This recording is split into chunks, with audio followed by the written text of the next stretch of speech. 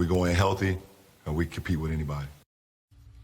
Disappointed, which I think is fair. Brian Windhorst, Zach Lowe, Kendrick Perkins is going to be joining us. Brian, you and I were sitting in the control room listening to this interview as it came in. You've covered LeBron James for years, and it was interesting to sort of watch what made your ears perk up. What stood out to you? We should play I Love L.A. from Randy Newman over this interview, because he is absolutely just keeps giving the Lakers more and more respect, more and more slack.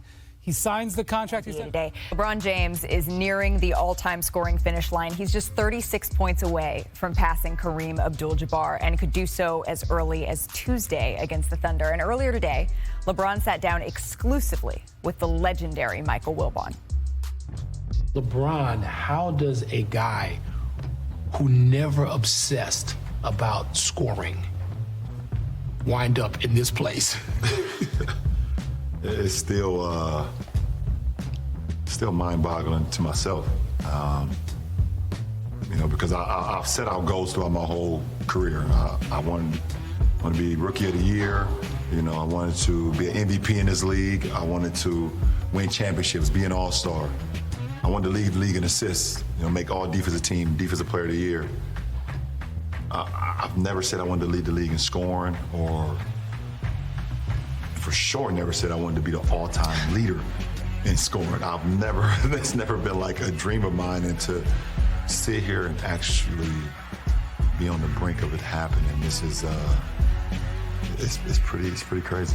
Well, I know you're not a numbers fanatic either, but there's some records that obviously mean more than most. Just looking at it, and you've got days now of us pushing it on you, even if you didn't want to think about it. How does this sit with you? What appeals, what jumps out at you as you look at all these graphics and all these crazy things with you and Kareem side by side? The first thing that jumps out at me is the company that I'm in. To know what Kareem did throughout his career, we're both high school phenoms, as they put it on us.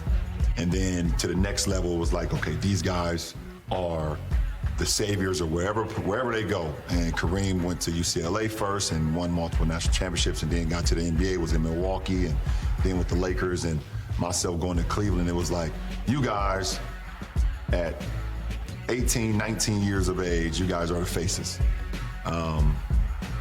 And for me to be in the company with such a prominent, dominant force like Kareem was, it's an honor. Have you toyed with the skyhook at all? I've toyed with it more recently than I did when I was a kid.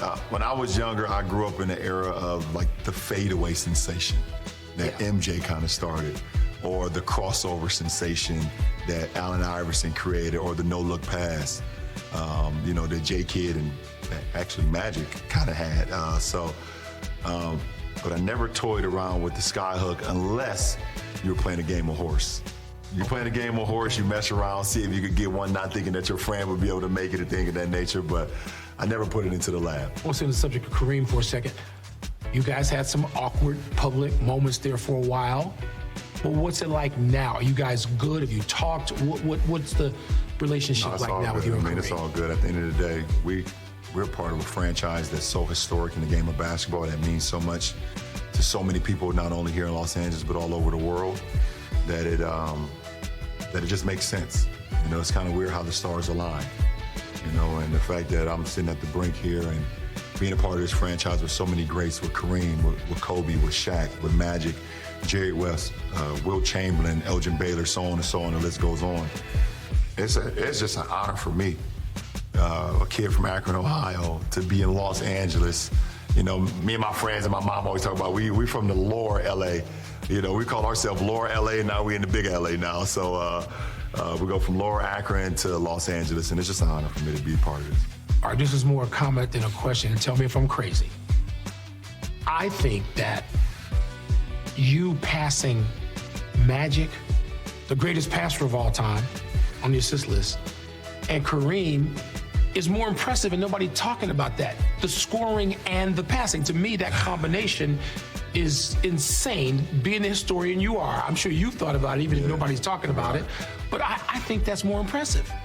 I know for sure that if it was somebody else that was doing it, I would be looking at it just like you, Mike, and be like, that's insane. That's insane for one individual to be on the brink of being the all-time scorer in the NBA history and also top 5 all-time in assists. And he's not a point guard. You know, it's truly remarkable for that to be accomplished. But it makes it weird for me when I think, dang, it's actually me who's doing it. That makes it weird on me. But you cared more about the magic side of that equation all your life. For sure. I've always got a kick and a joy out of being able to bring the ball up or get the ball and be able to assist my teammate and seeing them score. I've always had a joy from that, even when I first started playing the game of basketball in my little league. It was something that's always been a pride and joy of mine, to be able to pass the ball and make everyone feel just as important as the first guy getting off the bench or the first guy that's starting. Has this been stressful at all, the chase? No, because it was never a goal, it was never a journey. You know, the stressful part for me is competing every single day to try to bring home the Larry O'Brien trophy. And how you trust the process along the way, try not to get frustrated along the process throughout each season, but still keep the main thing, understand that we're trying to build, I want to build greatness every single day to try to compete for the Larry O'Brien trophy. Like, that's the stressful part. Well, especially, does it require more patience this year? Yeah, it requires some patience you maybe didn't know you had. A lot of patience.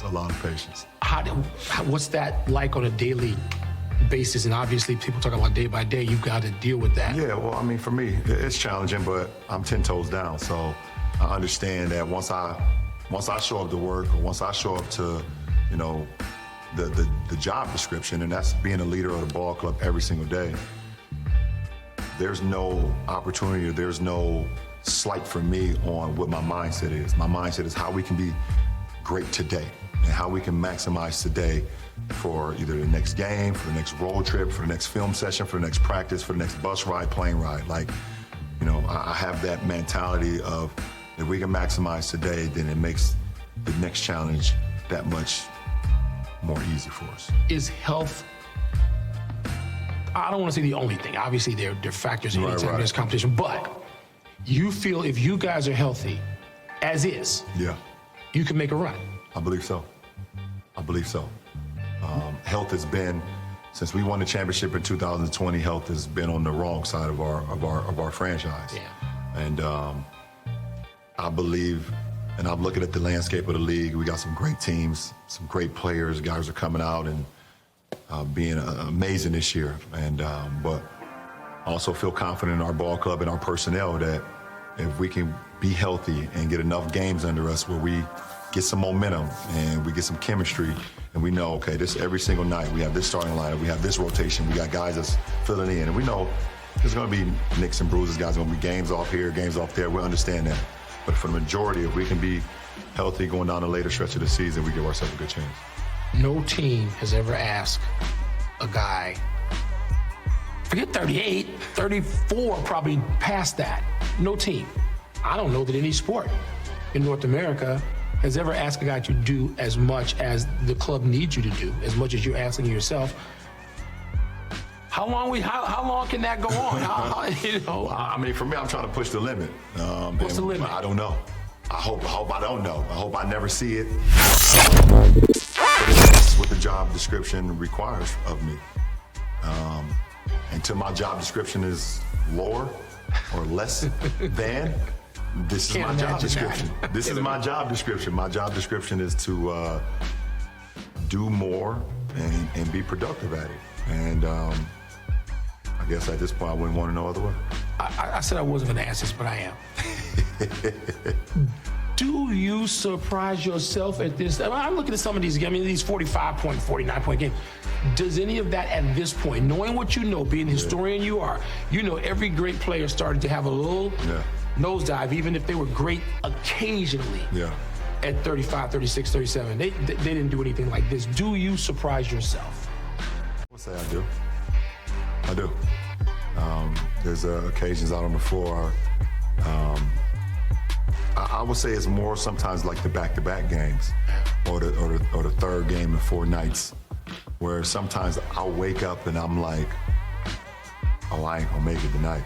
I just feel it. I said, yeah, it's 20 years and got to me tonight.